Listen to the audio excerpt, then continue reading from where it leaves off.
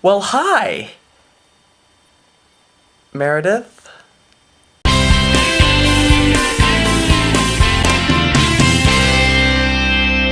So, thank you, Meredith, for subbing for Nathan.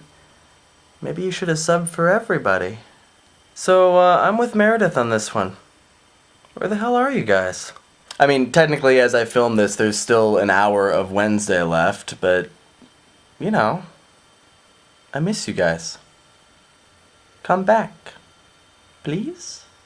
Okay, so anyway, the theme this week is Hogwarts house. Which Hogwarts house are we in, and why? Here's the thing, my Hogwarts house is a little bit conflicted. I know I'm not a Gryffindor, and I know I'm not a Slytherin.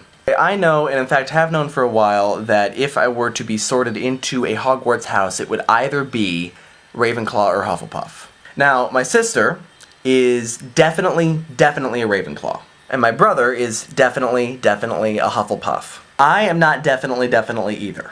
I mean, okay, admit it, you've all taken those quizzes where they ask you the questions, and they calculate them and what Hogwarts house would you be in. But a lot of those quizzes are pretty easy to manipulate. I mean, when the question is like this, a multiple choice question with 4 possible answers, do you consider your highest quality to be bravery, loyalty, intelligence, or ambition? Or, is your favorite color red, blue, yellow, or green? And so for each of those tests that I took, the answer I ended up with was Ravenclaw. Because, yeah, I'm a pretty smart guy, and so I just naturally assumed, smart guy, Ravenclaw's for smart guys, I'd be in Ravenclaw.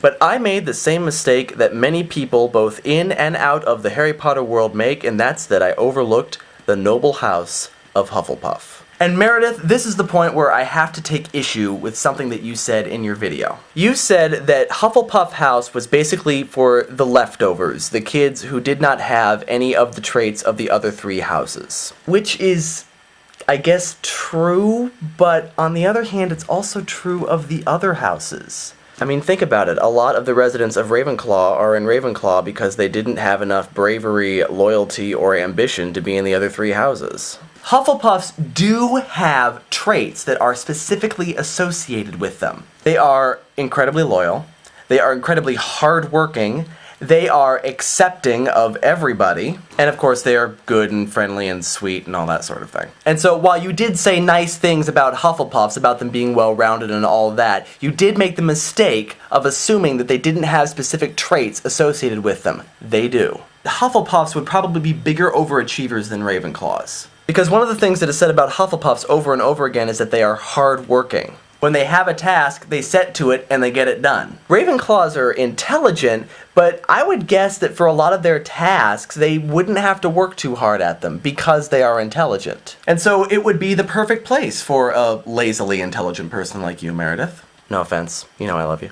So at this point, I need to point out that there is another Harry Potter sorting hat test out there that all of you, I think, should take. This test is on the same site as a whole bunch of other personality tests, official personality tests. And basically, you're given a list of several statements, over 100 of them, and you are asked to rank from 1 to 9 whether this is extremely uncharacteristic, extremely characteristic, or anywhere in between. I have now taken this test 3 times, the most recent time was just a few days ago in preparation for this. I have always scored relatively low on Gryffindor and Slytherin, as I always expected. But my results for Ravenclaw and Hufflepuff have not only always been high, but they've always been very close, within 5 points of each other. But Hufflepuff has always just barely edged out Ravenclaw, sometimes by only 1 point. And so I have landed both in Hufflepuff and in Ravenclaw, and so now I am going to explain to you which house I think personally that I would be in. Because as my sister continually points out to me,